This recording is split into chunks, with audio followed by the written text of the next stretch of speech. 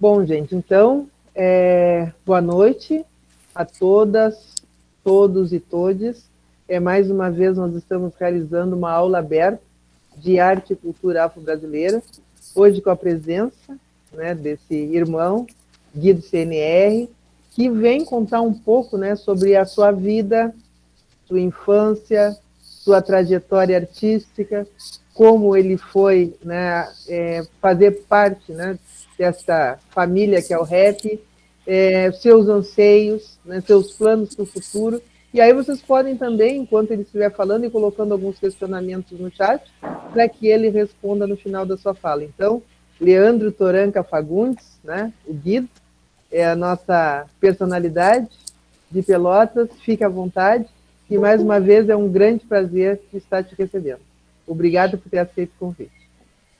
Então, muito boa noite, eu que agradeço, muito obrigado mesmo por estar conversando contigo, principalmente com essa galera, e tenho muita coisa para falar. Minha vida é um livro aberto, a gurizada me conhece, mas quem não conhece tem muita coisa para a gente conversar. Eu gosto muito de falar sobre isso, não me apego na hora de falar, porque a minha vida serve de exemplo para muitas outras pessoas, principalmente na nossa comunidade, né? Muita gente se espelha, assim. Então, eu estou muito feliz de estar aqui com vocês e espero poder responder todas, né? Todas as perguntas que tiver para me perguntar. A gente vai estar um bate-papo livre aí, tranquilo, e vai ser muito bom. Muito obrigado, eu agradeço pelo convite. Então, agora fica à vontade. Conta um pouco para nós. Então, quem é a mãe, quem é o pai, quantos irmãos.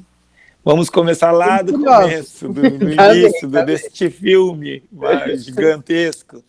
Então, meu pai se chamava Amaro Fagundes, né? Minha mãe Shirley Toranço Fagundes.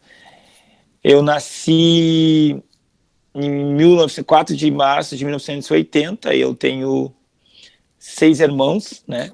Um irmão e mais 5 irmãs. E eu tenho mais irmãos por parte de pai e por parte de mãe, né? Eu digo esses irmãos por parte de pai e mãe. Eu morei, desde pequeno a gente morou na Bom Jesus, depois a gente foi no bairro Getúlio Vargas, então o princípio da minha história lá por 8, 9 anos, assim. A minha mãe e meu pai se separaram, né? E daí a gente ficou tudo com meu pai, né? E a minha mãe meio que deu uma saída, assim, da nossa vida por um tempo, então foi aí que começou os momentos mais bruscos da nossa vida, mais difícil. Porque a gente era 7 crianças com um pai que tinha que se virar, trabalhar e fazer tudo com a gente junto, a gente muito pequeno. E isso a gente estava morando no bairro Getúlio Vargas, então de lá para cá eu demorei um tempão assim para rever a minha mãe mesmo e ver a dificuldade que era para o meu pai estar nos criando. Então, um certo tempo ali eu meio que vazei para a rua, né? Comecei a conhecer a galera da rua, ficava uns 2, 3 dias, voltava. Aí ficava uma semana, voltava, aí ficava um mês, voltava, e aí teve um tempo que eu fiquei anos sem voltar para casa, né? Então, meus irmãos meio que separaram, assim, ficaram minhas pequenas com meu pai, minhas outras irmãs mais velhas foram tendo namorados e ficando com namorado. Essa foi um princípio de tudo, eu conhecer realmente a vida, assim, na rua e no geral. Quando eu comecei a pensar, eu preciso me virar, né? Preciso me virar, preciso saber o que eu vou fazer da minha vida. Então, fui passando por projetos sociais, né? Passei por muitos projetos sociais que tinha na época, que era o projeto Beija-Flor. Depois eu passei por outros projetos, que era o projeto Amizade, que eram uns projetos que acolhiam os menores de rua, assim. Então, fui crescendo meio nesse ambiente, que a galera da rua, e passando por projetos, e aí fui passando por outras adoções também, que algumas famílias de amigos meus acabavam me adotando, e aí não dava certo, eu vazava para a rua de novo. Então, muito pouco eu via meus irmãos e meu pai, né? E a minha mãe não via há muito tempo ainda. Fui me tornando adolescente ali com o tempo, e aí fui conhecendo outras coisas da vida, que era uma fase da minha vida que eu fui meio que abrindo um leque, tendo aquela ambição. Eu precisava ter um tênis legal, precisava ter uma calça legal, precisava comer também. Não que faltasse comida, porque na rua a galera acha assim, o morador de rua ele não come. Não, o que mais a gente fazia era comer. Porque sempre tinha muita gente para nos ajudar para comer. A gente passava dificuldade, passava frio, passava um monte de coisa. Mas comida tinha, porque sempre tinha umas 4, 5 pessoas que se preocupavam assim com a gente, que até nos procuravam. Então a gente comia bastante na rua. Mas eu queria mais que comida, né? Eu queria viver, queria ter uma vida normal, queria ajudar meus irmãos e queria ter uma roupa legal, queria ter as coisas que meus outros amigos tinham e eu não tinha, né? E estrutura... Acredito que seja uns 14 anos já nessa fase. Nessa fase eu já devia estar com uns 14 anos. E nesse meio tempo, o meu pai faleceu, né? Meu pai acabou falecendo e aí as minhas irmãs ainda eram pequenas que moravam com ele. E aí as minhas irmãs foram para um abrigo também. E o meu irmão, ele ficou na rua. E nisso eu já estava num projeto social que acolhia uma galera da rua, situação de rua. Então a gente ficava ali. E eu consegui meio que encaixar meu irmão em algum lugar, né? E as minhas irmãs foram para o CIC, não sei se vocês já ouviram falar, que é uma instituição que tem, eu acho que é no Navegante ali, né? E ficaram um tempo, a gente ficou meio que perdido nesse meio tempo. E a gente não sabia muito o que fazer. Aí fomos crescendo, eu fui agilizando, nesse meio tempo fui conhecendo a galera que já gostava de música também, todo tipo de galera, a gente se encontra tudo pela rua.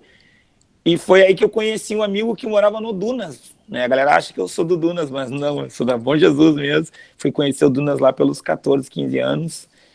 E aí sim, aí a gente começou meio que se aplumar ali, se adaptar no lugar e era loteamento na época, não tinha nem luz, se eu não me engano, acho que tinha luz até a Rua 7, a Dunas são 29 ruas, não tinha luz, não tinha água, né? Era uma coisa bem novinha, assim. Eu lembro que eu entrava lá, tinha uns tocos, né, das árvores cortadas no meio dos pátios, então era aquele negócio meio bizarro. Eu tinha medo até de ir na época, eu me lembro. Mas fui me acostumando, conhecendo outra galera, e aí, em meio tempo, eu daí voltava para esse projeto social, que era de comida, a gente podia estudar, e aí já estava meio que trabalhando, né? Que a gente ganhava um trabalho lá, mas tinha que estudar, trabalhar, e quem estivesse na linha ainda ganhava uma premiação no final do mês, ou conseguia sacolas econômicas, ou até bicicleta a gente ganhava, né? Na época era do projeto Amizade, não, projeto Beija-Flor do Major Castilhano, era um major que tinha dentro da brigada. Às vezes os caras falam, eu conheço o batalhão da brigada mais que muito policial que mora ali, que trabalha ali, porque eu fiquei muito tempo ali dentro. Na época tinha a Guarda Mirim, que era outro projeto separado lá em cima, e o nosso era mais da galera que vinha da rua. É difícil eu te contar em base, né, porque é muita coisa. Nesse meio tempo que aconteceu muita coisa na minha infância, então às vezes eu veio conversando com a galera e lembro, mas aconteceu isso também lá atrás, então é muita coisa. Mas te contando meio básico, assim. Aí eu pensei, preciso juntar meus irmãos, né? Eu preciso achar minhas irmãs, eu preciso juntar essa gurizada de novo, ver o que as minhas irmãs querem, o que elas estão fazendo, porque elas estão, na verdade, no internato, que o CIC era para elas, sim, um internato, que elas moravam, dormiam e ficavam lá todo o santo dia, não tinha final de semana para nada, elas praticamente estavam presas lá dentro, mas era a única opção que se tinha naquele momento. E aí, nesse meio tempo, rolando pelo Dunas, eu reencontrei a minha mãe, muito tempo depois. Sendo que eu passei por ela um dia, ela passou e disse assim, meu filho deve estar mais ou menos do tamanho desse rapaz. Né? Eu conto isso, mas eu acho engraçado e ao mesmo tempo estranho. E eu falei, mãe, sou eu, Leandro. E, né, eu converso muito com a minha esposa sobre isso, a gente fala muito sobre a minha vida, né? E mesmo estando 3 anos e pouco com ela, ela não sabe tudo ainda, porque é muita coisa. Então foi a vez que eu reencontrei a minha mãe, né? Daí conversei com ela, disse, eu tô morando em tal lugar, no Dunas. Eu falei, eu vou lá direto com os guris, vamos lá, me levando na casa dela. Aí a gente foi conversando, trocando ideia de novo, aí no fim eu fui ficando ali com ela, e aí dei a ideia dela trazer minhas irmãs para ficar com ela. E aí as gurias começaram a ficar final de semana, assim, e um final de semana, sexta, tinham que voltar, porque a guarda das gurias estava com o CIS, né? Estava com a casa, né? Ela não podia simplesmente retirar. Então ela teve que fazer um processo, depois de um baita tempo, para retirar as gurias do abrigo, né? Enfim, conseguiu, a gente ficou meio que junto, aí consegui encontrar meu irmão. E a gente foi meio que morando junto, eu pulei a parte da música, vou voltar depois, tá? A gente foi meio que morando junto, e em seguida minha mãe faleceu também.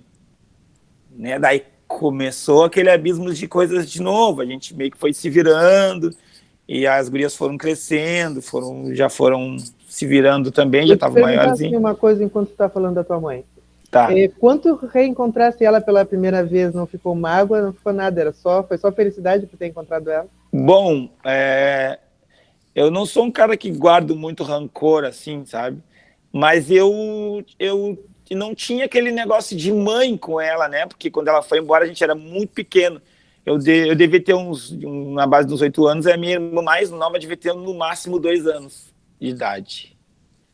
Né? E aí tinha aquele lance dela ter saído do meu pai para se casar com outro cara. Então, era tudo uma mistura, né? Tudo uma mistura de coisas. Daí, na época, as pessoas falavam, tua mãe, isso, aquilo, deixou vocês com teu pai, e aí foi morar com um cara lá, e então jogava aquele monte de coisa em cima de nós, de criança, pensando naquilo.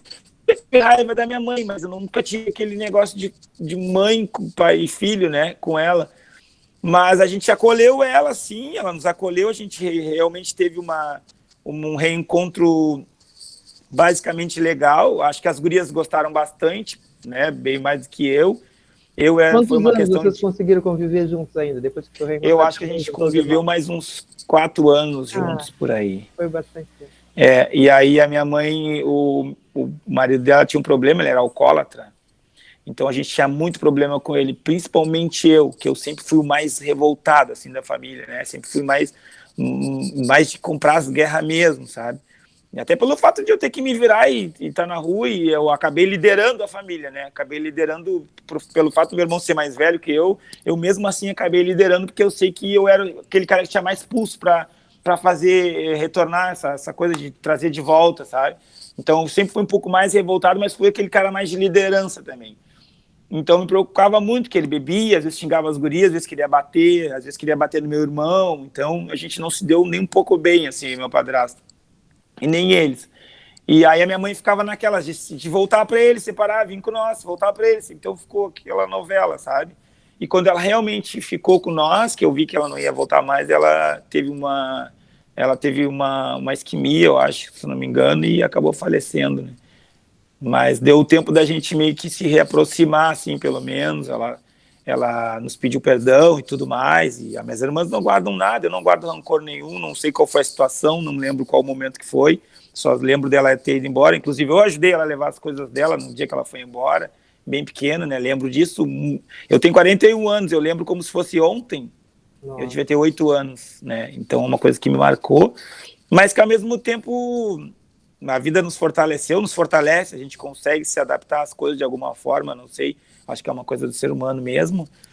Então eu acredito que eu tive muita sorte de estar aqui ainda hoje, meus irmãos também, são umas ricas pessoas, coração enorme, assim, principalmente meu irmão. E vou voltar um pouco lá atrás, o conhecimento no Dunas lá, que foi quando eu conheci a música, né? Sim, era o que eu ia te perguntar agora. Eu vou voltar, que vou me passando, porque as histórias são tudo foi bom, meio que foi junto, bom. então... Não, mas foi bom, assim. E eu falo para a gurizada, geralmente meus colegas, principalmente que faz rap da periferia, geralmente eles têm um abandono paterno, né? Não da mãe, né? E aí o meu caso sempre é diferente, assim, na verdade eu tive um abandono da minha mãe, né? E não foi de um pai. Mas voltando lá, eu conheci um amigo meu na rua, que ele gostava muito de música black, né? Tá, quantos anos você tinha? Eu sempre gosto de localizar no voltando lá atrás, eu devia ter o quê? Uns 14 anos. Certo. Basicamente, entre isso, 14, 15. E eu lembro que a gente foi em outro projeto social lá que tinha. Ele falou, vamos lá, é bem legal, os caras curtem música, é tudo livre, a gente come bem, tem onde dormir. Eu falei, vamos lá. Tinha comida, tinha cama, né? Tinha música, eu pensei, vamos lá, né? E aí fui lá, cheguei lá, os caras estavam dançando break, rolando uns vinil de black music, assim, na época tinha os discos do Latino, quando o Latino ainda tocava uma musiquinha legal, assim, no início, quando começou, e aí era aquilo que tinha de novidade, eu pensei, nossa, é aqui que eu vou ficar mesmo, né, já fui me encaixando, já fui encontrando vários amigos ali, e ele falou, cara, eu vou te levar lá na minha mãe vai te adorar. Eu falei, onde? No Dunas. Eu falei, vamos lá. E eu lembro que entrei no Dunas, tinha um cara que era o Bambambam do Dunas, né? Na época, não vou falar o nome dele aqui. Eu lembro que ele falou, vou te levar no fulano, que é o cara mais foda que eu conheço, não sei o que, desculpa o palavrão. Mas eu vou te levar lá no fulano, que tu vai ver, tu já vai chegar.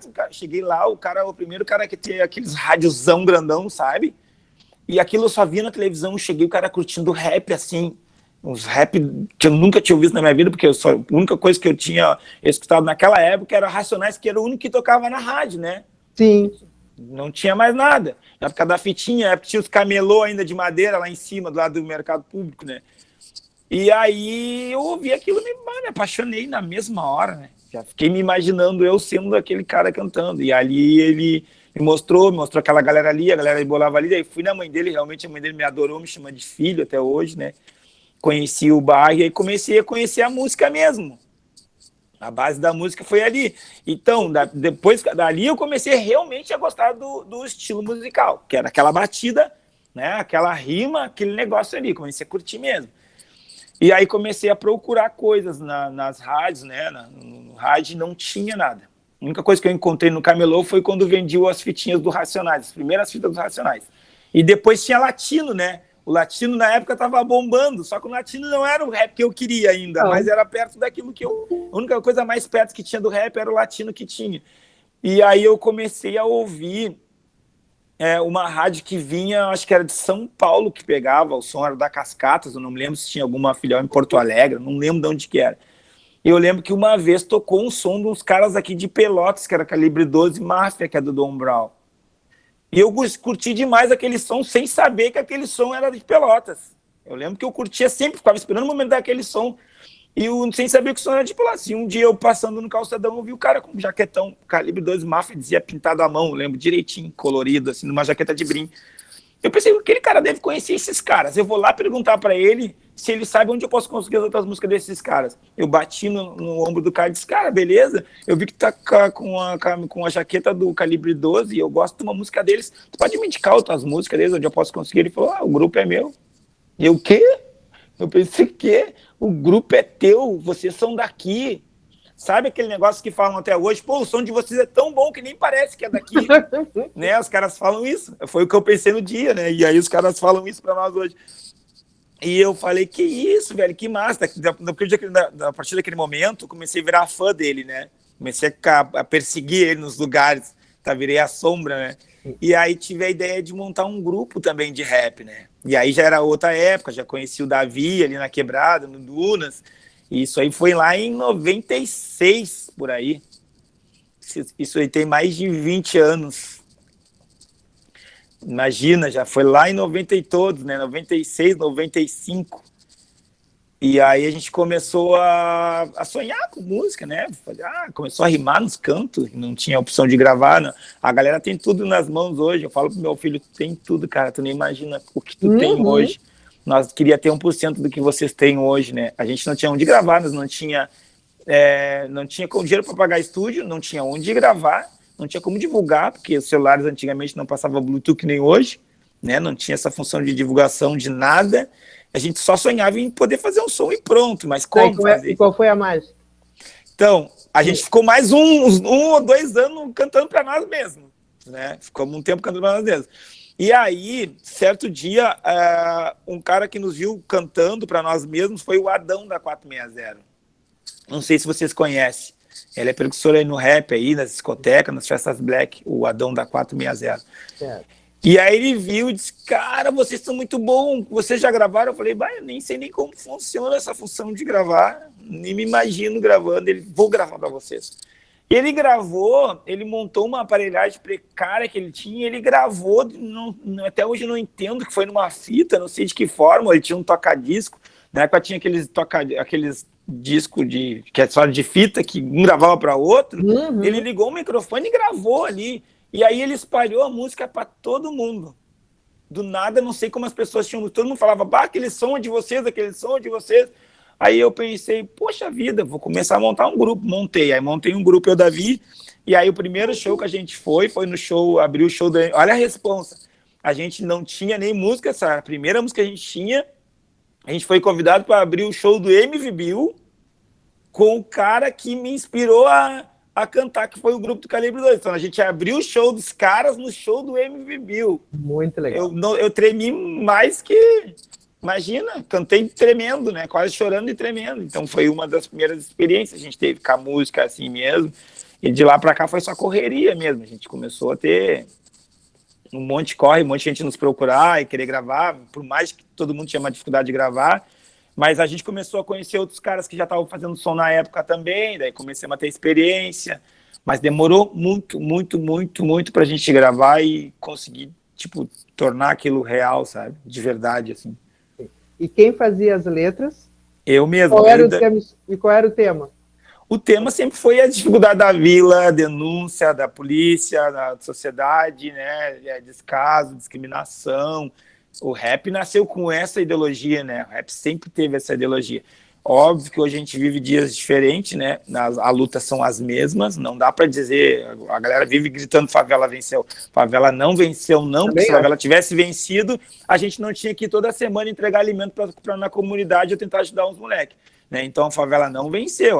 Um favelado pode ter vencido, outro favelado pode ter vencido, mas a favela em si não venceu, né? A galera tem que parar de falar isso, né? Que a favela venceu, senão a galera fica se acomodando, achar que tá tudo bem. Não tá. Não tá nada bem, né? Tá, e aí tu lembra da primeira música que tu compusesse e tem uma palhinha? Eu me lembro que era na base do Taíde, deixa eu me lembrar. Vocês pegavam sempre bases prontas ou vocês conseguiam? Bases prontas. Tá. E que era difícil já. Sim, pois é. Era muito difícil. Eu me lembro muito pouco dessa música, que eu lembro que era... eu não consigo muito me lembrar. Mas eu sei que a galera ainda tem essa música, né? Geral me manda as músicas antigas, mas me fugiu muito da cabeça essa música. E aí, quando nós começamos a conversar, antes de começar aqui a aula aberta, tu falasse das gravações que a Elisiane fez. Que época foi essa, mais ou menos? Onde foi? Então, isso aí já foi na banca CNR, né? Seguida que eu conheci o Bires, né? O Bires é teu sobrinho? É meu afilhado. É teu afilhado. Seguida eu conheci o Bires, e aí a gente começou, já foi meio tempo, já. Lá, pô, acho que já foi 2000 e alguma coisa. Acho que foi as primeiras coisas que a gente lançou. E aí a gente ia direto ali na casa do Bires. Aí eu conheci a Elisiane. A Elisiane acho que já nos conhecia, porque aí já tava o Zudzilla, tava uma galera que já tava lá. Aí já se tornou banca CNR. Quando a gente começou, foi bem na época da Semana da Consciência Negra. Então a gente botou Consciência Negra Rappers, né? E aí a gente abriu para CNR, quer dizer isso, Consciência Negra Rappers. Aí depois começou a chegar uma galera a entrar no grupo, que a gente sempre fez uns 4, 5 caras, a gente botou banca. Banca quer dizer uma união. Aí virou Banca CNR, que foi aí que a gente conheceu a Lisiane. E a gente fez um show no Moda Pelotas uma vez, eu não sei se ela estava trabalhando lá, o que ela estava fazendo, que eu acho que ela pegou umas imagens desse show. E aí eu lembro que fizeram um clipe daquilo ali, eu nunca sei, eu vi que tá no canal dela, eu não tenho certeza se foi ela realmente que fez, ou se alguém fez, o Zlu deve saber, mas que tá num canal do YouTube que é dela, que diz ali, Lisiane Lemos, né, o nome dela, que tá ali no canal. Então, eu falando com o Bires, depois o Bires tinha me dito que ela tinha feito, é um dos materiais, dos primeiros materiais que a gente teve, o primeiro videoclipe que a gente teve, e que está ali salvo até hoje, graças a ela, porque a gente não sabia nem como se fazia aquilo, nem sabia usar o YouTube. Tá, então ter uma noção. Descobre e te conta. Descobre e me conta. Bom, ela deve lembrar. Isso. E se ela tiver mais material, que nos mande, né? Sim, e nessa caminhada, vocês fazem shows mais em Pelotas, já foram para outras regiões? Eu queria que tu contasse um pouco sobre isso. Então, e se vocês se consideram uma família, ou um grupo, um dá conselho para o outro na vida também? Como é que funciona essa relação? Tudo, é que nem uma família. A gente briga, a gente dá conselho, a gente se abraça, a gente chora. Tem um monte de coisa junto. Agora eu vou te contar. Então a gente começou a Banca CNR. Então quando a gente montou a Banca CNR, que foi lá foi, eu acho que por 2000, eu acho.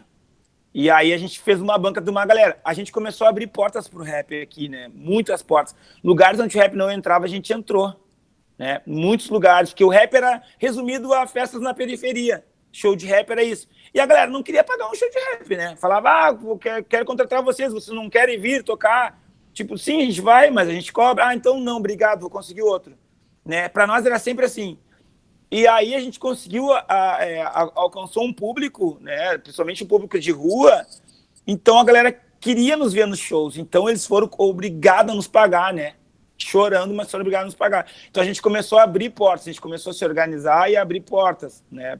Abrimos portas de várias casas aí que o rap não entrava. O rap parou de tocar só em festa da periferia ou em festa de comício, né? De político, né? A gente parou de cantar só nisso. E a gente abriu muitas e muitas e muitas outras portas. E quando a gente se formava um grupo, não era aquele negócio, tu é bom, sabe? Tu vai participar do nosso grupo, não. Era um negócio de convivência, a gente convivia há muito tempo, aquele cara, e a minha casa mesmo era um albergue da galera, né? A gente tinha o estúdio, a galera dormia uma semana lá. A gente fazia comida e café, tinha 5, 7 caras e quem comia, quem não comia, não comia mais, porque não sobrava todo mundo, né? Então era assim, né? Vivia assim, era uma época de música, vivia só isso. Então a gente tinha esse processo de afinidade com a pessoa para entrar no grupo, né? Então a gente teve uma época que era eu, o Zudzilla, o Jorginho, não sei se tu conheceu o Jorginho, que agora trabalha com o Antônio, aí era o Misha, o Antônio é irmão do Jorginho. Irmão do Jorginho. Então nós chegamos a ser 7 caras no grupo, mas a gente morava junto, a gente cresceu junto. Então tinha essa coisa de afinidade. O Zudzilla foi um dos últimos que entrou, que a gente conheceu nos rolês, mas ele viveu tempos com nós até entrar para o grupo, vivia lá em casa, então rolou aquele clima de afinidade e a gente fica, por isso que a gente é um dos grupos de rap mais velhos com a mesma formação praticamente, porque tem que ter essa afinidade, não é só negócio, não é só dinheiro, não é só rolê, não, tem uma afinidade familiar, porque a gente todo mundo brigava, todo mundo se dava bem, aquele negócio, tu brigou com teu irmão hoje, amanhã tu tá de boa com ele, não tinha aquele lance, porque a gente tinha muita contravenção, um pensava numa coisa, outro pensava noutra, outro achava que aquela ideia é melhor, outro achava que aquela era melhor, e não tinha esse negócio de liderança. Eu criei o grupo, mas eu não tinha esse negócio de liderança no grupo. As pessoas às vezes botam, o Guido era o líder. Não, era tudo conversado com todo mundo, o que achava melhor para todo mundo a gente fazia, entendeu? Era aquele lance, então tinha muito isso, tem muito isso. Mas porque existe um líder que também conduz. Ele tem isso. Precisa dar a última palavra. E tem isso. Pode determinar o norte. Aí, tipo, a gente pode ter sido líder nessa direção. Também. A gente teve uma repercussão tão grande com o grupo, coisas que a gente nem imaginava que o grupo nos deu. Não só dinheiro, mas no geral, assim, que a gente começou a trabalhar coisas solos, né? Todo mundo tem o sonho de fazer seu próprio projeto. E tanto que os trabalhos solos deram tão certo quanto o grupo. A gente não conseguiu mais voltar com o grupo. Ficou muito difícil voltar. Mas isso não foi uma coisa ruim, foi uma coisa maravilhosa, porque se tornou algo tão grande para a vida de cada um que a gente era demais no mesmo espaço. Todos nós juntos era demais no mesmo espaço, no mesmo rolê. Então isso a galera pensa, o grupo acabou. Não, a gente não acabou, a gente se fala todos os dias, a gente se manda guia até hoje, todos os dias a gente troca ideia, a gente tem ideia, só que a gente não consegue mais juntar, e ainda mais que os lutam em São Paulo agora, mas a gente não consegue mais juntar aquilo, porque tem que ser, a gente para fazer algo junto tem que ser algo tão grande, mas tão grande, que não dá para fazer. Porque se é para fazer algo menor do que a gente já faz sozinho, a gente prefere ficar com a banca CNR, com a imagem que a galera tem da banca CNR de encher as casas de festas. Tipo, quando a gente ia tocar no DC, a primeira vez, dizia, não traz o rap aqui, porque o teu rap vai dar maior pauleira, esses caras vão fazer maior loucura. Aí foi bem pelo contrário, deu pauleira em todas as outras festas, mas quando a gente ia tocar, tinha aquele respeito da galera, sabe? Tipo, não podemos brigar, gurizada. Se brigar, não vai ter mais festa. E nós lotava o lugar, só nós lotava o lugar. Não tinha show de fora, nós lotava o lugar. Os caras tinham um custo mais barato, porque a gente era muito mais barato que um show de São Paulo de qualquer outro lugar. Nós enchia a casa igual, né? Da mesma forma, e não dava uma treta. Então a gente mudou muita coisa. A imagem do rap foi mudando muito. Claro que pelo Brasil afora foi se mudando. Hoje o rap é uma das músicas mais ouvidas no mundo, né? Isso tem que ser dito. Mas, de alguma forma, a gente mudou a cena do rap local aqui na cidade em si. A imagem, né? As mães diziam, o que tu quer escutando rap? Hoje eu tenho relatos de mães que falam comigo. Ajuda o meu filho. Como é que tu pode dar um conselho para ele? Fala para ele cantar. Aí diz, muito obrigado. Tu mudou a vida do meu filho. Eu falei, como assim? Eu nem conheço teu filho. Inclusive, nem conheço ninguém de vocês. Não, a tua música mudou. Então, mudou tudo no geral. Né? Muita coisa mudou. Não digo eu digo uma geração minha e uma geração nossa nessa época. E principalmente a banca CNR. A gente mudou essa visão da galera que vem vindo numa calçada, nós vinha numa calçada, as pessoas passavam para outra calçada. No meu tempo era assim. Não tinha esse negócio, o que tu faz da vida? Eu sou rapper. Que isso. Hoje não. Que legal, sabe? Porque a galera sabe que hoje o rap salva vidas, né? A galera sabe que o rap é indústria também. De alguma forma, a galera tá vendendo suas camisetas, né? Estão trabalhando no estúdio, estão gravando. E hoje eu vejo meu filho aqui, por exemplo... meu filho tá estudando, tá gravando, não tá na rua, não tá roubando, não tá traficando, entende? E ele tem um sonho, e esse sonho, mesmo que ele possa não ser realizado, o sonho dele é artístico, né? O sonho dele não é conseguir algo lá fora na rua de uma maneira fácil, ou estar envolvido com crime, ou estar envolvido na rua, nas esquinas, né? Que hoje que é a pior coisa que tem hoje em dia, tu perder um filho para isso, né? Que é o que eu mais me preocupo, porque eu passei por isso. Eu passei por muitas fases da minha vida que eu tenho que agradecer 30 vezes por dia por eu estar aqui, só pelo fato de estar aqui, não por ter algo. Só o fato de estar ainda aqui, eu tenho que agradecer no mínimo 50 vezes por dia. Então eu tenho essa maior preocupação hoje de não sou rígido com meus filhos, não sou rígido, não sou um cara chato, mas eu dou exemplos, tipo, mostro exemplos e dou exemplo hoje em dia. Então o mais importante é tipo mostrar exemplos, dar exemplo e conversar com seus filhos. É a coisa mais importante, não é bater, não é oprimir, não é dizer isso, não, sabe? Não, é mostrar, olha, cara, eu vou te mostrar o caminho, ó, acontece isso, tu fizer isso. Pronto, tá ali os exemplos. Tá, esse é o exemplo. Então é isso que eu faço muito com eles, converso muito com eles. E o fato mais legal da minha vida, que eu falo para todo mundo, é que eu morei na rua, meus amigos eram todos viciados, né? Todos viciados, e eu não fumo nada, nunca fumei cigarro, nunca fumei maconha, nunca usei cocaína, nunca usei nada, e eu não bebo. Então, isso foi muito do exemplo que eu tive do meu pai, por exemplo. Né? O tempo que ele teve vivo, o tempo que ele pôde me dar esse exemplo, foi um exemplo que eu tive dele, que ele sempre me falava sobre isso e ele não usava nada. Então, o pai, ao mesmo tempo, é uma vitrine para o filho, né? Então, eu vejo isso. Eu vejo que, claro, eu não sou santo, ninguém é santo, mas eu sei que eu não posso vacilar, que cada vacilo vai refletir lá nos meus filhos, né? Ou nessa galera que me segue, porque tem muita molecada que me segue, né? Muita molecada mesmo. Tem gente de 4 anos que me conhece na rua que passa ali o dedo, sabe? Né? E me chama até de Dindo, né?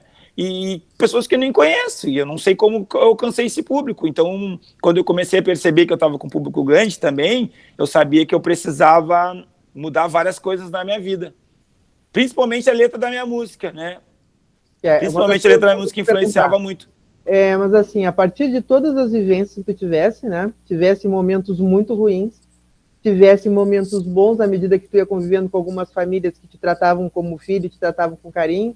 E aí eu queria que tu me dissesse, dessas vivências que tu tivesse, o que tu guardou e que é importante que tu já falou para os teus filhos ou tu ainda pretende falar para os teus filhos para que, de repente, eles não passem por momentos que tu vivesse e que tu não acha legal? Então, a primeira coisa que eu peço para eles é que eles sejam boas pessoas. Primeira coisa que eu peço, assim, ó, no geral, respeito, né, saber não ultrapassar o espaço de ninguém e estudar, né, estudar e focar em querer ser alguém, né, porque eu perdi muito tempo da minha vida sem focar em alguma coisa, até porque eu não me julgo porque eu estava perdido, né, estava bem perdido, mas eu peço que eles foquem em alguma coisa ainda novo, para que não tenha essa perdição na minha vida como eu tive, por exemplo. Eu não tive ninguém para me alinhar, eu não tive ninguém que pudesse dizer, Guido, seja isso. Eu sempre fui um cara bem inteligente. Tudo que eu quero fazer, eu consigo fazer. Tudo que eu quero fazer. Às vezes a galera fala, tu faz coisas demais. Eu edito vídeo, eu gravo, eu canto, eu dou aula de boxe, eu sou professor de boxe, né? Então tudo que eu vou fazer, eu tento fazer da maneira mais certa possível. O problema é que, claro, eu já tenho 41 anos, eu já perdi um tempo gigantesco na minha vida, entende? Então, eu sei que meus filhos também têm essa inteligência com eles, então quero que eles se antecipem, que eles aproveitem bem isso, foquem bem numa coisa que eles querem. Hoje eles têm a mãe deles como guia, coisa que eu não tive, tem esse suporte todo que eu posso dar e que elas podem dar para eles, e que eles estudem e foquem nisso e que não desviem desses caminhos certos, sabe? Eu acho que é o mais básico, assim, que eu sei que a vida tá aí muita coisa tá aí só para puxar, para desviar, né? É o que mais tem, então a gente tem que se ligar bastante, mas eu quero que eles foquem no estudo mesmo, que eles foquem no que eles querem ser da vida, assim, e que façam isso, né? E sejam boas pessoas, que é as 3 coisas básicas, assim, que eles precisam fazer. De resto, só eles podem decidir, né? Com certeza. Tu vai estar aí para apoiá-lo. Eu estou aí, espero estar bastante tempo. Bom, dá para também perceber, né, a partir de tudo que tu contasse, que a arte, né, através da música, foi que te deu um norte para tu fazer tudo que tu está fazendo agora. Eu queria que tu contasse um pouco, porque eu já vi que tu edita, que tu produz. Então, quando é que começou e como é que tu fosse aprendendo todas essas coisas? Que foram desafios. Teve alguém que te estendeu a mão, tu é curioso e foi descobrindo? Isso Então, dica também para quem quer ir por esse caminho. Ó, os primeiros estúdios que a gente gravou grande, né? Os estúdios que a gente chegou assim, era o paraíso. Eu pensava, eu só dizia assim, basta tiver um colchão, eu moro aqui. Por mim, eu comeria pão e refri todos os dias e eu moro nesse estúdio, né? E aí, só que assim, ó, os caras sempre nos iludiam. Nos iludiam, não, nos falavam a verdade. Eu perguntava, quanto que é essa mesa de som? Ah, 300 mil. Quanto que é esse microfone? 10 mil. Ah, quanto que é isso aqui? Então, quer dizer, o estúdio do cara valia 1 milhão. Tu pensava, nunca vou ter isso. Eu não sei se era o planejamento dos caras não te encorajar a ter, para seguir trabalhando com os caras, ou é realmente isso, que eu acredito que sim, porque equipamento é tudo muito caro, mas os caras não me davam esperança nenhuma para isso. Só que eu andei tanto por dentro de estúdio que eu observava demais as coisas, mas eu não tinha aquele lance de ter, porque os caras já acabavam com a minha imaginação de ter um estúdio, né? Mas eu vivia observando todas as maneiras que os caras faziam. E aí, certo dia, eu consegui um computador. Eu me lembro a primeira vez que eu tive um computador. E eu lembro que eu liguei um microfone, que tinha uma entrada para microfone, e a gente instalou um programa. Até hoje eu não sei como a gente gravou, porque ninguém sabia nada de nada. E saiu uma música, eu pensei, peraí, ficou tão boa a conta do estúdio? Óbvio que não ficou, né? Eu tava meio iludido naquela época. As primeiras coisas que tu faz, tu acha que tudo é uma maravilha. Depois que tu aprende, tu percebe, aquilo lá tá uma droga, né?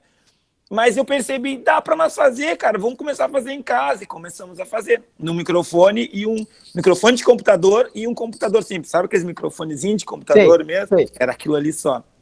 Começamos a gravar. Inclusive, eu estava morando nessa época bem ali do lado da casa do Bis, quase umas casinhas que tinham de aluguel ali.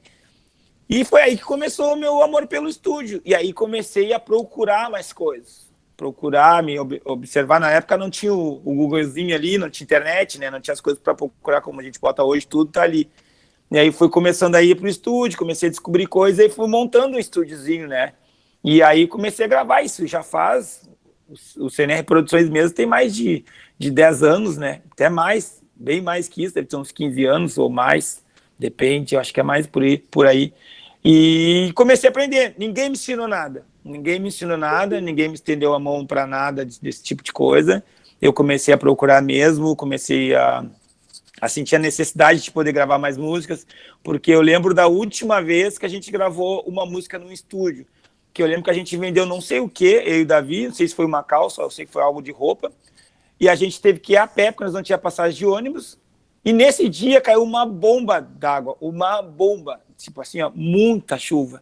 E a gente, aí tu imagina nós a pé, indo pro estúdio, chega lá todo molhado, e a gente só podia gravar 1 hora, porque não interessa, tu gravou, não gravou, tua música não ficou boa, tu só tem 1 hora e chega outra e tchau pra ti, entendeu? Era assim. E a gente gravou a música ficou uma droga, assim. Eu pensei, cara, nós vendemos as nossas coisas, nós sofremos, fomos a pé, tomamos um banho de chuva, ainda não conseguimos gravar nossa música. Eu não quero mais. Eu vou dar outro jeito. A gente começou a fazer isso, começou a pensar em como fazer. Eu lembro que teve uma época que eu botava o microfone, eu morava na minha casa, era um chalezinho, né? Então eu botava o microfone pendurado na porta para gravar no computador no ladinho. As pessoas batiam na porta, o microfone caía, assim, ó. Então era bem bizarro. Então a gente foi começando, né, aos pouquinhos, foi mudando uma coisinha em outra, aprendendo uma coisinha em outra, e hoje a gente está aí, sem depender mais de ninguém para isso, né?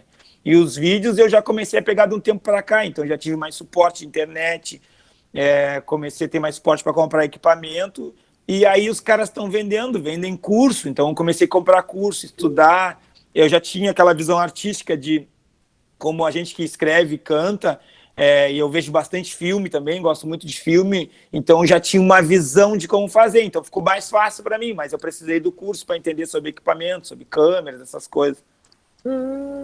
E a parte de câmera também, e aí para ver os resultados também. Então, nessa história, universidades, os cursos de arte, a gente tem curso de cinema, de audiovisual, não teve parceria até hoje. Não tive, não fiz. É isso que a gente tem que fazer, né? Temos que começar a procurar também. Vocês, eu adoraria. Gente se formando, sim. Não, vamos alinhar. Que eu adoraria muito. Eu tenho outra pergunta para te fazer. Tu disseste que mudou muito a maneira como o rap era visto, né, no início, e a maneira como ele é visto hoje, né? De tocar em festas, de serem convidados, de serem pagos para tocar. O que tu acha que mudou na sociedade para que o rap passasse a ser visto de uma outra forma? O que causou essa mudança? Então, eu já nem sei se foi na sociedade, né? Acho que foi mais uma questão de mídia e como é que eu posso te dizer? Indústria, né?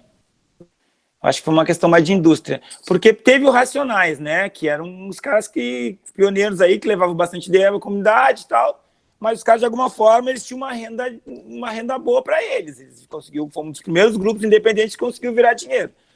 Mas a indústria descobriu que o rap em si tinha um público gigante e investiu demais nisso, né?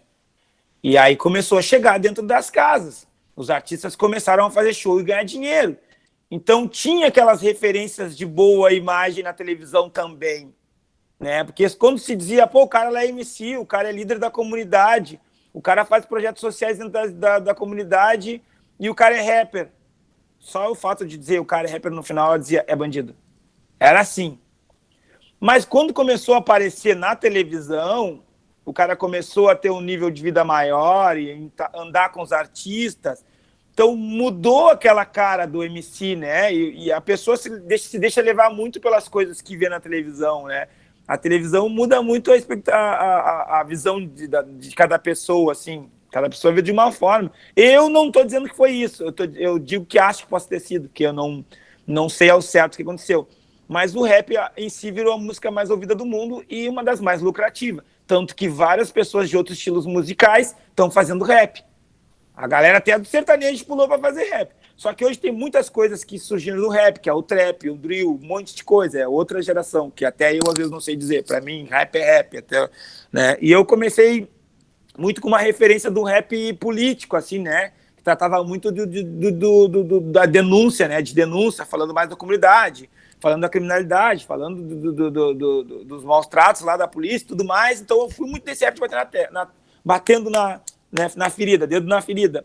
Hoje não, né? Com essa questão da indústria, a galera moldou a coisa para vender. Moldou a coisa no modo geral, né? Até na cor da pele do MC, né? Que a cor da pele do MC de olho azul vendia muito mais do que um MC pretinho de cabelo encaracolado. Então os caras que montaram grupos, fizeram aquela coisa toda ali, pá, todo mundo playboyzinho, arrumadinho, cantando um rap legalzinho. Que mandava uma ideia positiva ainda. E aconteceu a mesma coisa com o pagode, né? E com vários outros estilos musicais, né? Com rock, com soul, um monte de coisa. E aí tornaram isso aí. Tanto que uma certa parte de uns MCs pretos hoje em dia lançaram uma parada chamada O Rap é Preto. Porque é preciso entender de onde vem as origens de cada estilo musical, né? E geralmente é sempre uma origem negra. Tanto se percebe pela capoeira em si, né? Aí tu vê, eu vejo sempre uma roda de capoeira, às vezes eu vejo um preto dentro de uma roda de capoeira. É difícil de tu ver a galera. Então meio que embranqueceu a coisa, né? E elitizou. Que a galera que já começou a fazer rap hoje já é uma galera rica. Aí para combinar, as plataformas hoje em dia não divulgam nada de graça, tudo precisa ter dinheiro. A TV não quer botar o Guido xingando o governo ou xingando lá. A TV quer botar o fulano falando de coisas bonitinhas, falando de mulher rebolando, aquela coisa toda, né? E aí, tipo, o que tu acha que vira? O que tu acha que virou? O que tu acha que chegou? Então, automaticamente, mudou-se a ideia do rap, né? A galera pensa, tipo, não se vê poucos, tu vê poucos MCs contando verdadeiramente a história ou por que surgiu o rap. Hoje os MCs, a grande parte, não sabe nem quando surgiu o rap, nem sabe os elementos do movimento hip hop, né? Não sabe explicar, não conhece nada sobre a cultura a qual ele vive, que ele canta, né? Então se perdeu muito. Foi bom, né? Foi bom, cresceu o movimento, foi muito ouvido, está sendo muito ouvido, tá? Mas ao mesmo tempo se perdeu a essência, né? Perdemos a essência disso. Então agora já nem sei se é bom ou se é ruim, porque o rap ao mesmo tempo ele pode estar, em vez de informando, está desinformando, né? Levando desinformação para a galera ali. E uma coisa que eu vi muito que eu não sei se... Eu tenho uma posição, né? Eu tenho uma posição sobre governos, né? E esse governo, eu acredito que não representa a periferia, não representa a ideologia do hip-hop, do rap, e eu vejo que muita gente do rap apoia esse governo. Eu percebi que tem uma coisa muito errada nisso. Entende? Tem uma coisa muito errada no rap hoje em dia. Tem algo que está acontecendo que não está batendo. Não tem como uma galera que faz rap apoiar um governo desse. Não tem lógica. Tanto que eu discuti com vários MCs falando, galera, vocês estão extremamente errados, vocês estão no movimento errado, então acho que vocês têm que trocar. Se vocês têm esse pensamento que esse presidente tem, vocês não deveriam estar fazendo o que estão fazendo, entendeu? Tem que fazer outra coisa, não dá, infelizmente, não tem como, entendeu? Então aí eu percebi que o rap estava meio perdido, né? Não só eu, como vários outros músicos, artistas de todo mundo, sabem que a galera está se perdendo. Então a gente perdeu muita essência na música em si. Eu falei com vários amigos meus do rock, uma galera que também é do reggae, e em várias outras entrevistas, os caras falam, a música em si perdeu essência, perdeu originalidade, perdeu postura, entendeu? Perdeu aquela postura, perdeu aquele espírito de luta, porque todo artista, de alguma forma, ele é um ativista, né? É preciso ter o ativismo dentro do artista, senão tu tá ali fazendo o quê, entendeu? Saca? Eu acho que perdemos muito disso. Então, o rap me deixa feliz, me deixa, mas de uma certa forma me deixa triste. E deixa de pensar no coletivo para pensar no individual, né? Muito. Hoje é tudo nível individual. Tá tudo muito individual, tá tudo muito lucrativo, né? Quando eu entrei no rap, eu entrei pelo amor, me identifiquei com aquilo, bateu meu coração e digo, eu quero isso pra minha vida. E a galera que entra hoje no rap, pensa, vou entrar porque vai me dar dinheiro. E certamente muita gente se frustra com isso, né? Fica frustrado com isso, né? Quando não ganha. Não é só fazer uma música boa, é um conjunto de um monte de coisa. Entende? Não é só dizer, fiz uma música boa, eu vou ficar rico. Não funciona assim. Tem muita coisa por trás disso.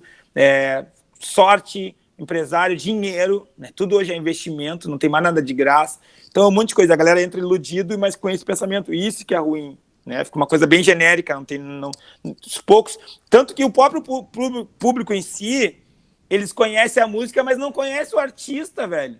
Antes se conhecia o artista, para depois conhecer o trabalho. Hoje a galera conhece a batida, às vezes não sabe nem a letra, e sabe lá quem é o artista, nem aí, para saber quem é o artista, entende? Então, muita coisa mudou. E o cara que veio de uma época que tinha essência, fica triste, né? Eu várias vezes fico triste, fico pensando, eu não quero mais fazer isso, que eu quero estar me frustrando com isso, me incomodando com isso. Só que eu não consigo sair disso, então isso é amor, né? O bagulho vive dentro de mim. E eu sei que o rap nunca foi só música para mim, foi vida no geral. O meu pai, depois do meu pai partir, foi o rap. A educação que eu tive, os conhecimentos que eu tive foi com rap. As pessoas legais que eu conheci foi com rap, né? E aí, as coisas que eu tive que pensar e parar, digo, isso eu preciso parar de fazer, porque o meu público não vai achar certo isso aí, eu tô passando uma má impressão pro meu público, eu tô dando um exemplo ruim, preciso parar. Eu preciso pensar assim, mas quem foi que automaticamente fez eu pensar assim? O rap, a música. Então eu digo que o rap foi meu pai, minha mãe, depois que eu fiquei órfão de pai e mãe, principalmente de pai, que era meu pai que me conduzia. Então eu agradeço a ser quem sou hoje, graças ao movimento, ao rap, né? A música, a isso que me fez amar, porque eu tinha que escolher ou fazer essa merda errado aqui, ou canto rap. Os dois não dá. Entendeu? Os dois não dá. Então eu escolhi o rap, que é o que eu mais amava. Por isso o amor faz diferença quando tu faz alguma coisa com amor. Ela te ajuda, né? Então é isso. Eu acredito que hoje não tem muito disso, sabe? E eu tento dizer sempre pro meu filho que ele tava fazendo rap também. E eu digo pra ele, cara, se tu gosta, tu faz. Se tu não gosta, não faz. Faz o que tu gosta. Quer jogar bola, joga bola. Se é isso que tu ama. Quer cantar, não canta porque eu canto. Não canta porque a galera te dando pressão porque tu é meu filho. Não, faça se tu curte, entendeu? Então é isso, tem que fazer aquilo que... Hã? Qual é o nome do teu filho? Na verdade é o William, a gente chama ele de WKNG. Ah, certo.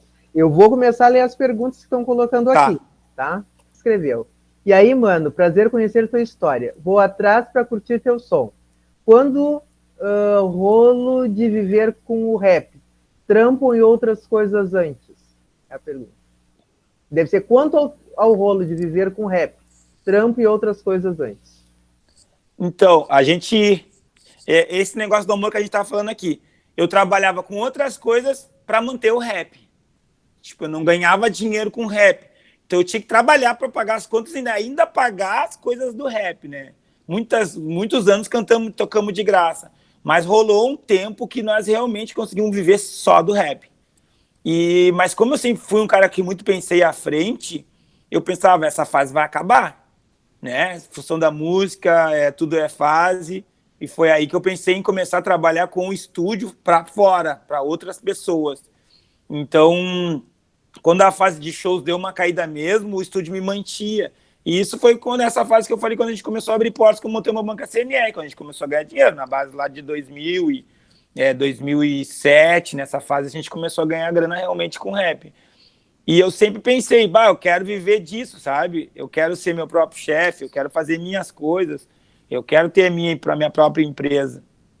Então eu já sonhava muito com isso, mas é bem difícil. Se eu for contar grupos do Rio Grande do Sul inteiro que viveu o que a gente viveu, ou que a gente vive, são muito pouco, muito, muito pouco. Eu conversando com o Misha ainda agora essa semana aqui em casa, que é o DJ Misha, que é DJ da Banca CNR também, sim. Eu falei, Misha, a gente não pode reclamar, porque o que a gente teve, 5% da galera do Sul teve, olhe lá se teve 5%, porque a gente conseguiu... se organizou com a grana do rap, conseguiu comprar material, conseguiu investir, né? Consegue ainda, né? Consegue não, sei que não está uma fase muito boa, mas está rolando ainda da gente conseguir, ainda mais agora que eu estou trampando com vídeo, mas com shows em si a gente ganhava bem para isso que nós era 5 dividia. O Misha toca muito em vários lugares, a gente tocava pra caramba, eu com show solo, eu viajei o Rio Grande do Sul inteiro, até para São Paulo e vários lugares. Imagina a galera de São Paulo, onde tem o eixo do hip hop lá, do rap forte, chamar um cara daqui de Pelotas. E, tipo, eu conheci o estado inteiro. E eu chegar na casa de show e a casa de show tá cheia só para me ver. Entende? Eu vivi o meu sonho. E o melhor, eu tenho isso tudo gravado, né? Tipo, eu tenho isso tudo em vídeo, eu tenho isso tudo gravado. Então, meus filhos vão ver isso, meus netos vão ver isso. E é uma coisa pioneira. Eu botei quase 5.000 pessoas 2 vezes ali na rua, na Bento. Só nós, não tinha ninguém de fora. Então, a gente bateu umas metas que vai ficar muito difícil de alguém bater. E se essa pessoa bater, maravilha, porque vai ser uma cena muito forte. Porque para bater essa meta, tem que fazer algo muito forte. Então não dá para reclamar, assim, eu sou muito grato com o que eu tive com o rap, o que eu tenho com o rap é algo que eu nunca sonhei, sabe? Eu sonhei em ter algo com rap, mas era muito bem abaixo disso, e acredito que era para ser assim. Eu acho que abri muita porta para muitas outras pessoas que hoje estão fazendo rap. O Zudzilla está lá em São Paulo, conhecido no Brasil inteiro, A galera conhece a Banca CNR através disso em todos os lugares. A gente tem muitas boas referências. A gente tem uma galera que está fazendo rap hoje que é bem conhecida e que fala para o mundo inteiro que a gente é referência para eles. Então, quer melhor que isso? Não dá para reclamar, né? Não dá para reclamar. E agora o presentão é ver o meu filho cantando também, ver seguindo isso. E eu falo pra galera, vamos me aposentar, mas é que eu não consigo mesmo, não tem jeito. Não, que não, e a música é tudo na vida da gente. O combustível que eu falo, se parar, a gente adoece. Ó, o Buba botou mais uma pergunta. E o boxe, como é que entrou na tua vida? Então, eu quando, voltando lá atrás, na época que a minha mãe foi embora, quando eu era pequena, a gente morava na frente da casa do Edson Campos, o Samarone, como todo mundo conhece na cidade. Então, ali já tinha o boxe, né? E eu vivia pequenininho. Eu comecei com 9 anos. O boxe entrou na minha vida antes mesmo da música. Então, eu vivi indo pra academia com eles ali, para lá e para cá, né? Inclusive, é um dos caras que me acolheu também várias vezes, né? Me acolheu, ajudou muito meu pai, quando meu pai ficou sozinho ali. E foi aí. Comecei com 9 anos. Aí fiz algumas apresentações de luta lá com ele, treinei bastante. Só que depois que eu me perdi para a rua, eu perdi ligação com eles. Eu fui voltar com boxe bem depois, lá pelos anos 2000 e pouco, quando eu me estabilizei numa casa no Dunas, inclusive, né? E aí um amigo meu me convidou para voltar, e eu voltei, comecei a praticar, virei atleta, né? Competidor, competi várias vezes, por várias equipes, né? E depois de um tempo, lá por 2014, eu comecei a abrir minha academia e virei professor, assim, instrutor, professor. E hoje estamos aí com a academia até hoje, né? Maravilha, maravilha. Eu quero que tu diga como é que a galera te acha no Instagram. Tá. E como é que faz para ouvir as tuas músicas no Spotify? Então, se procurar Guido CNR, já vai achar tudo. Eu tenho muita música no YouTube. Guido CNR vai botar ali, tu vai se perder de videoclipes e música. A gente já tem 10 discos ao longo desse tempo, fora as outras coisas aleatoriamente. Spotify também tá Guido CNR, Instagram Guido CNR, YouTube Guido CNR. Já bota meu nome no Google, já vai aparecer de primeiro. Eu já tô tão velho ali, que já me reconhece, já. Já me reconhece ali direto. Eu boto Guigeu e pum, já aparece ali. Não, já tá registrado. Ninguém pode me roubar mais meu nome. O Google já registrou, né? Maravilha. E me diz por que temáticas tu começaste, tu já falaste até, e hoje, quais são os temas das tuas músicas? Então, eu comecei com aquela temática que eu te falei, o rap de protesto. Era sempre aquilo. Mas eu vi uma agora outro dia que eu até botei na divulgação que não é de protesto. Sim, aí é nova, né? Eu vou te dizer agora sobre o porquê disso. E aí começou a mudar gerações, né? E a tua música só chega se tu tiver a linguagem das gerações, né? Eu não posso cantar pra mim só. E aí eu comecei a perceber. Por que os caras falam, mas o Guido consegue se manter na cena mesmo mudando gerações? Eu devo estar numa terceira, numa quarta geração do rap já. Por que eu consigo me manter na cena? Porque eu vou aprendendo a linguagem deles, porque não estou mais ensinando, eu estou aprendendo, inclusive com meu próprio filho. Então, se tu quiser se manter, tu é obrigado a aprender a linguagem. Óbvio, eu tenho uma essência que quando eu canto, todo mundo sabe, é o Guido. Mas aquilo ali evolui, a música evolui, os tempos mudam, né? Então, eu comecei a ter essa linguagem, né? Esse tipo de linguagem. E a minha bateria tá meio que saindo aqui. Eu vou ter que tirar o fone e botar o carregador. Pega pra mim ali, filho, o carregador, por favor. E aí eu comecei a me adaptar a várias linguagens, aí os momentos. Aí, claro, né, é aquele puxãozinho, porque eu faço um disco, aí eu falo de amor, eu vou ter que tirar aqui, tá? Tá. Então, eu faço um disco, eu falo de amor, eu falo de tudo, mas lá no meio dele tem aquelas 3, 4 músicas de protesto, que é onde eu puxo o gancho pra mim. Todas as meus discos, meus trabalhos que tu ouvir, tu sempre vai ver o Guido ali, de alguma forma. Mas, de alguma forma, eu preciso me adaptar para poder alcançar um público, porque senão a gente não consegue, porque eu tive a experiência de vários outros MCs da antiga que não conseguiam mais alcançar esse público. E a música é isso, né? Se a música não chega nas pessoas, não alcança esse objetivo que tu quer, né? Então, eu comecei a me adaptar, analisar maneiras de como fazer, né? Com licença. E aí... é isso, me adaptei, me formei, vi as linguagens, né? Vi os temas, aí fazia isso e puxava pro Guido. Tem uma música que é bem boa, que a galera vê até hoje, escuta, que é a Redenção, que é num disco bem versátil que eu fiz. E aí eu fiz essa música, né? Até falo pra galera, se quiser puxar a Redenção, tem um videoclipe no YouTube ali, que é Guido CNR Redenção, que é isso, eu fiz vários outros estilos de música e encaixei ela. E aí a galera foi toda nela. Então a gente vai também, ao mesmo tempo, reeducando a galera nova, que só escuta... o funk dominou muito, né? Aí tem uma mistura, que é o funk e o rap, que virou trap.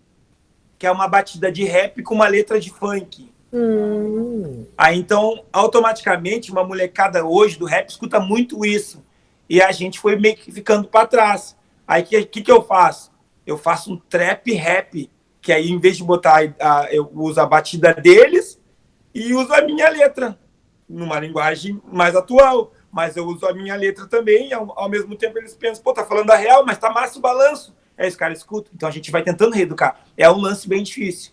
É bem difícil porque a molecada quer ouvir aquilo ali. E não quer ouvir o que tu quer dizer, mas daqui a pouco você se acostuma e vai que cola, né? Mas tá colando, a galera tá aí, não é só o que faz. Muita gente tem feito também lá em São Paulo, tem muitos grupos bons também, que novo, tem uma gurizada nova também que tem uma ideia boa, tem o Mano Rick mesmo de Pelotas aí que é bom, que é um guri novo, mas que tem uma ideia boa, tem muitos outros, mas a tendência mesmo, que tá rolando mesmo, é essa outra molecada que tá cantando tipo uma letra de funk em cima de um beat de rap, que é o que a galera chama de trap, né? Gente, vocês podem fazer perguntas também, tem aí o local para levantar a mão, se vocês quiserem né, fazer alguma consideração. Enquanto isso, eu vou ler aqui o que escreveu a Raquel e o Buva. E a Lívia, eu acho que ela escreveu a pergunta e tu respondesse. Porque ela perguntou, você tem canal no YouTube? Aonde publica seu som? E a Raquel colocou, sobre a música Redenção. Ouvindo a palestra hoje, entendo real o significado da letra. Então, na palestra hoje ele falou. Ela ouviu? Sim, ela conhece a música Redenção. E aí disse que hoje, quando ela te escutou na palestra, ela entendeu o significado da letra. Eu sou um cara que canto muito as coisas que eu vivi, assim. Às vezes parece chato, mas eu consigo passar isso muito bem para a música. A Prisão mesmo, que é uma música que é de 2011, eu tenho que cantar sempre, até hoje. Por quê? Porque a galera não me deixa não cantar. Se eu não cantar, eu não posso sair do lugar sem cantar essa música. Inclusive, 10 anos depois, né, 10 anos depois, vai sair o clipe dela, porque precisa, a galera tá pedindo. Então, eu sei passar isso muito bem para as músicas, que a galera se identifica com as músicas. Isso é legal, porque a música se mantém viva durante muitos anos. Porque hoje, o que tu vê hoje, é muita gente ouvindo uma música nesse mês, no outro mês nem sabe, nem ouviu, nem sabe mais da música, não sabe nada. E é aquele negócio que eu te falo, o tipo de música que a gente canta faz com que tu conheça o artista, a história por trás dele, né? Conhece a música, o artista e a história por trás dele, né? E isso que é o mais legal, né? Com certeza. Tem uma outra pergunta aqui do Buva. Como tu vê uma nova geração do rap mais midiática, mas que segue com uma resistência, tipo Djonga, Emicida, Baco Exu? Então, eu sou muito fã do Emicida, gosto do Djonga também. Então, é essa galera que eu te falo, que eu acabei de dizer, que ainda está resistindo, né? O Emicida é fenomenal. O Emicida é uma nova geração depois do Brau do Racionais que me encanta, assim, no geral. Como pessoa, como músico, como artista, como postura, eu analiso tudo. Eu sou fã de um artista não pela música, sou fã do artista por tudo. Eu analiso tudo que ele faz, eu me identifico muito com os artistas por isso. Eu não vou só pela música boa, né? O Djonga não tem muito conhecimento, eu gosto das músicas, mas não tenho conhecimento tanto dele como pessoa, mas o próprio Emicida em si, eu acompanho tudo. Olha esse, que é o Amarelo?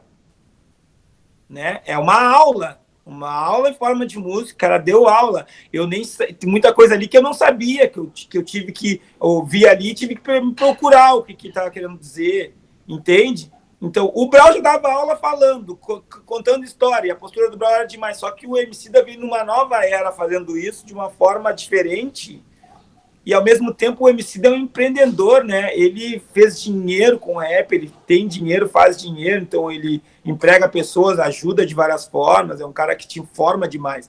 Então é isso, é esse o todo aí que me faz me encantar pelos artistas. De todos que ele falou aí, eu sou muito fã do Emicida, assim, o Emicida é demais. Eu sou super fã. E aí, tipo, 2015 eu fui para Portugal, que era para estudar sobre a influência dos africanos na cultura portuguesa.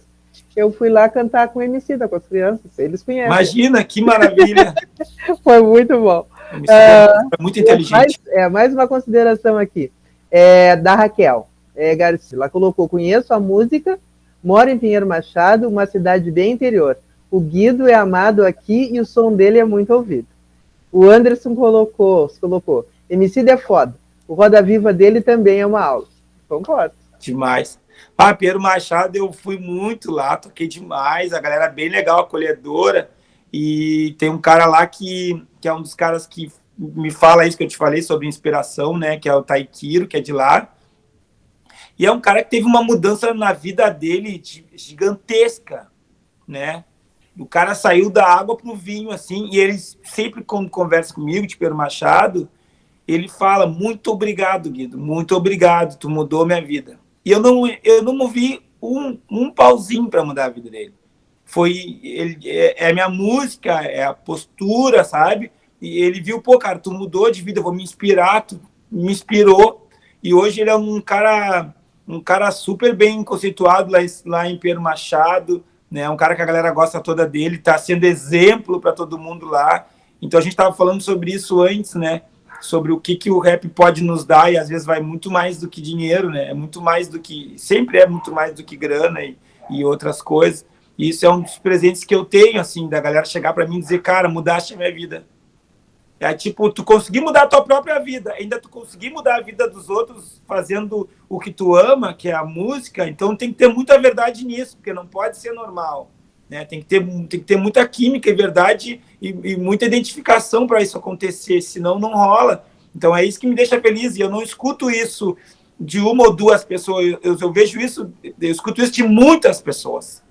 Todos os dias eu recebo um depoimento, ou seja no Instagram, ou seja no Facebook, me agradecendo. E eu só agradeço de volta, sabe? Porque aquilo ali me renova, assim, e me dá mais esperança para continuar. A gente tem um projeto social aqui, que a gente criou, que eu criei há muito tempo, que ele se chama Rap Salva, né? Que é aqui que a gente faz. Agora a gente criou como Rap Salva, mas eu já faço muito tempo. Tem um projeto social que é o Natal no Gueto, que é onde eu comecei levando só brinquedo para as crianças no Natal. Isso faz uns 7 anos. Depois começou a levar alimentos. E hoje esse projeto faz com que a gente leve alimentos para no mínimo 20 famílias todo mês. Todo o mês. A gente leva sacolas econômicas, cobertores, e o que a gente conseguir, a gente leva todo santo mês, que não é uma coisa fácil. No Natal a gente conseguiu mais de 1 tonelada de alimento. E o projeto não se baseia só nisso, né? A minha companheira ela é assistente social, então a gente acompanha as famílias, conversa, vê o que precisa, várias outras coisas. E dentro desse projeto chamado Rap Salva, tem o Reviva Rap, que é o que eu faço com o estúdio. Ela trabalha num espaço que chama-se Caseme, que é um semi-aberto da fase. A galera passa por lá e a galera já me conhece, né? Já me conhece, e aí a galera quer cantar, o que a gente faz? Dá a oportunidade da galera vir aqui gravar. Vai salvar a vida dos caras? Talvez não. Talvez não, ou da maioria das vezes não. Mas a gente está alimentando um sonho diferente da rapaziada, né? É isso. E aí a gente tem esse que é o do Natal no Gueto, que a gente junta alimentos, tenta ajudar de várias formas das famílias. Mas é alguém que olha para ele com outro olhar, né? É isso. Isso faz toda a diferença. Isso já muda tudo. A gente alimenta o sonho daquele rapaz, né? Em vez de estar na esquina traficando, fazendo outras coisas, ele está aqui gravando. Vá que isso, ele pense, mas que eu pense como eu preciso escolher entre o rap e aquilo lá. Vá que ele consiga fazer a escolha para cá. Eu sei que a gente perde 99% das vezes, mas se a gente ganhar uma dessas vezes, a gente está feliz. É isso que acontece. E a gente tem mais um outro projeto dentro desse projeto Rap Salva, que é esse do Natal no Gueto, que a gente faz essa questão de estar levando os alimentos, acompanhando as famílias o máximo que a gente pode. E geralmente famílias que eu conheço há muitos anos, né? Famílias que eu conheço há muito tempo também, que eu pensei, vou voltar nessas famílias, mas eu vou voltar de uma forma diferente, eu não vou voltar para casa de mão vazia, entendeu? Esse é o lance, de chegar e levar, mesmo que seja uma sacola de alimento, eu tô lá levando uma sacola de alimento e dizendo, a gente está aqui para o que precisar, que a gente puder, a gente vai ajudar. Não voltei lá como o Guido que saiu do presídio ou o Guido que está de chefe em algum lugar, não. Voltei lá como Guido artista que conseguiu mudar a vida dele e que está tentando ajudar de alguma forma. E a gente tem também um outro projeto que é um festival para dar suporte a grupos novos de rap, que é o Festival Sweet Home. Então a gente faz um evento e a gente abre espaço para vários grupos cantar e mostrar trabalho. É uma coisa mais nova esse. A gente teve os 3 eventos só, porque de seguida veio a pandemia, e fazer virtual é uma coisa bem cara e é difícil, então se a gente vai gastar agora para fazer o festival, a gente prefere investir em outras prioridades, que é dos alimentos, tá levando as coisas que a galera está precisando mais, porque se vê que a galera está precisando pela internet é uma coisa, mas tá lá na rua, entrando na casa das pessoas, tu realmente percebe o quanto as pessoas estão precisando e quantas pessoas estão precisando, qual o nível de pobreza que a galera está vivendo. Amigos meus estão sem rango em casa, não tem que dar pro filho. Então, tá tudo muito do ladinho, sabe? Tá muito do teu lado. Não tem como não te comover com isso. Aí, o que eu aproveitei? Eu aproveitei que, de alguma forma, as pessoas realmente gostam de mim, não só por ser o Guido da música, que gostam de mim por muito tempo, por todas as convivências que eu tenho. Eu tenho certeza que, quando tu falou que tu é afiliado com o Bires, ele falou só muitas coisas boas de mim, porque ele é um dos caras ele é um dos caras que a gente se tem como irmão. Ele, então, a galera que gosta de mim gosta dessa maneira que o Bires gosta. O que eu fiz? Eu juntei todo mundo e a gente consegue arrecadar o máximo de coisas que a gente consegue, a gente leva. Eu pensei, eu não tenho grana para ajudar, mas eu tenho isso. Eu tenho essa amizade, tenho esse carinho, essa confiança da galera. Então, vamos botar a mãos à obra, é só o que precisa. E a gente E fez. aí, Guido, aproveitando, se alguém quiser te ajudar em algum desses projetos, como é que te encontra? Manda mensagem para ti pelo Instagram, como é que faz? Ou dá um salve no Instagram, tem o Instagram do projeto também, né? Que é Repsalva, o nome do projeto. Pode chamar ali, pode me chamar, pode pegar meu número de boa, né? Passo meu número de boa, tem o número da minha esposa aqui também, que me ajuda nisso. E tem várias formas. Ou me chama no Face, ou me chama no Instagram, eu respondo todo mundo. Pode dar salve ali que não tem ruim. Eu respondo todo mundo. Maravilha. Bom, eu vou fazer uma pergunta, mas todo mundo já sabe a resposta, né? Mas eu vou te fazer essa pergunta que eu faço para todas as pessoas que eu convido para estar aqui. O que o Guido CNR deixa de herança para os filhos e para o mundo? Sem falar de dinheiro. Eu acho que isso é o exemplo, né? Eu acho que é esse o exemplo. Eu acredito que depois que eu for embora daqui desse planeta, a gente vai ficar eternizado aqui, né? Eu acho que é isso. Eu acho que vão falar de mim por muito e muito tempo.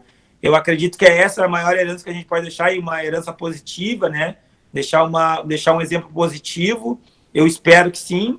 Eu estou fazendo o máximo para isso, né? Que a gente possa deixar essa herança, o exemplo, né? Acho que a melhor herança que tem é isso, né?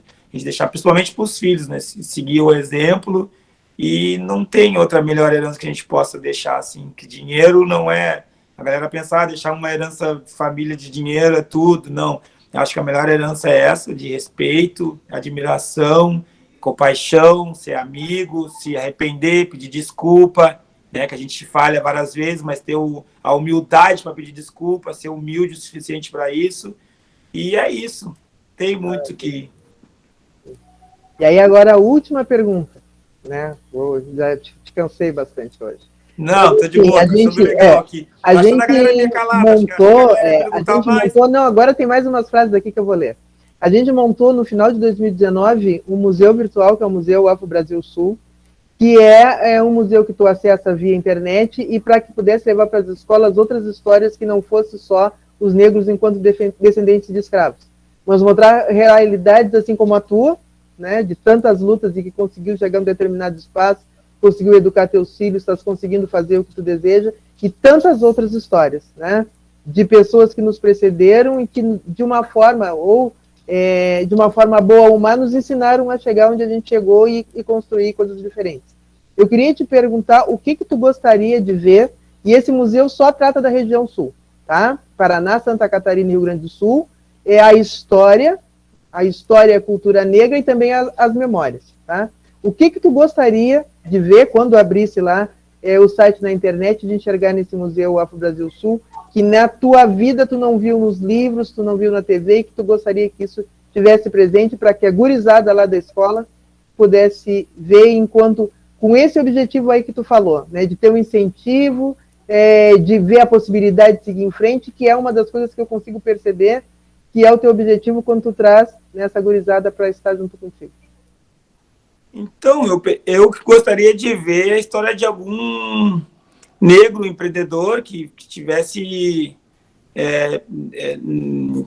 que tivesse vencido na vida de alguma forma, com uma descendência africana, né, que eu não conheço tanto a história africana em Pelotas, eu sei que foi um dos piores lugares, né, ninguém queria vir para cá, eu sei disso, que era uma cidade que a galera era castigo para negro vir para cá, né, que era um dos piores lugares. E eu queria, de repente, ver a história de alguém, mas dessa época, que tivesse conseguido vencer essa barreira aí de alguma forma, e que tivesse deixado gerações e gerações seguindo esse caminho depois de vencer, né, talvez. Então tá, então vamos ver, vamos buscar realizar esse seu sonho. Então vou ler o que mais tem aqui, dos comentários. O Anderson colocou MC é foda, o Roda Viva, isso eu acho que li. Roda Viva dele também é uma aula, o Buva escreveu novamente, Amarelo é aula, lindo demais, álbum para escutar muitas vezes e absorver o ideal. Ele é um marco da música no Brasil e fortalece muita gente, lança artistas novos, é foda.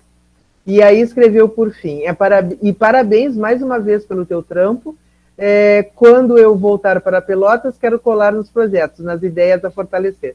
E eu também fiquei muito feliz de te conhecer um pouco mais, né, porque o Bires conversava muito, falava muito sobre ti, mas agora, né, eu não sabia um quarto, eu acho, de tudo que tu é e de tudo que tu significa. Eu te desejo muita saúde, que tu possa realizar os teus sonhos né, e também poder ver a realização dos sonhos dos teus filhos.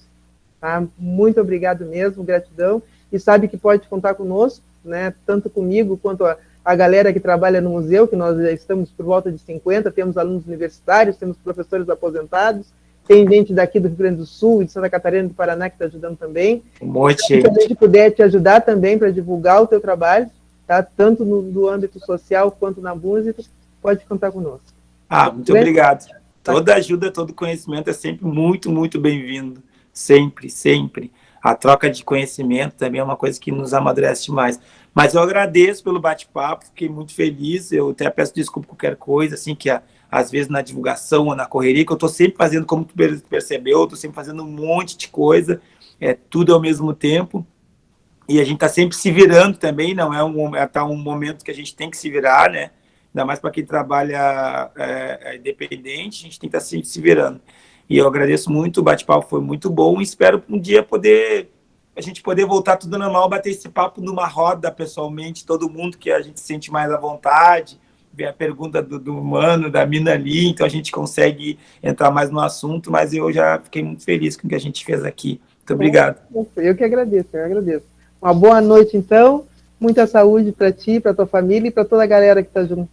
Tá, boa noite. Boa noite, para ti também. Tchau. Tchau.